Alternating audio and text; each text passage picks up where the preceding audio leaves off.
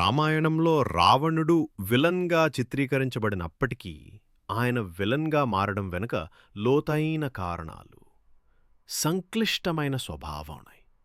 రావణుడు కేవలం ఒక దుష్టుడు మాత్రమే కాదు, అతను మహాజ్ఞాని కూడా. గొప్ప శివభక్తుడు, వీరుడు అంతేకాదు, ఆయన బంగారు లంకకు అధిపతి, అసాధారణ పరిపాలకుడు. ఇన్ని గొప్ప లక్షణాలు ఉన్నప్పటికీ అని పతనానికి కారణమైన కీలక అంశాలు మనకు రామాయణంలో కనిపిస్తాయి. ఆ రహస్యాలను తెలుసుకునే ప్రయత్నం చేద్దాం.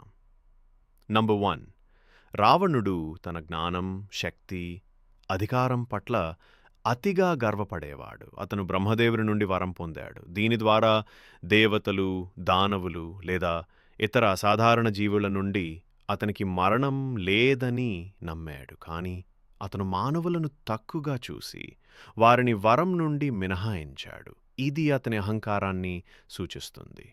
ఈ గర్వమే అతన్ని సీతను అపహరించే దిశగా నడిపించింది. నంబర్ 2, రావణుడు సీతను చూసినప్పుడు ఆమె అందం పట్ల మోహితుడయ్యాడు. ఈ కామం అతని విచక్షణను కోల్పోయేలా చేసింది. ఆమెను అపహరించడం ద్వారా రాముడిని సవాలు చేయాలని, తన ఆధిపత్యాన్ని నిరూపించాలని అతను భావించాడు.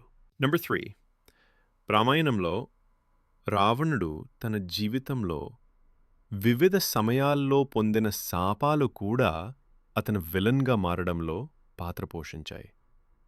నల్కుబరుడు, రంభ వంటి వారి శాపాలు అతని వ్యవహారాలపై ప్రభావం చూపాయి.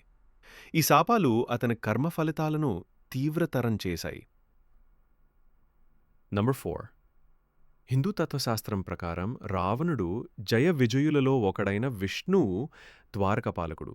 శాపం వలన రాక్షస జన్మ ఎత్తాడు. అతని పాత్ర రామాయణంలో రాముడు ద్వారా ధర్మాన్ని స్థాపించడానికి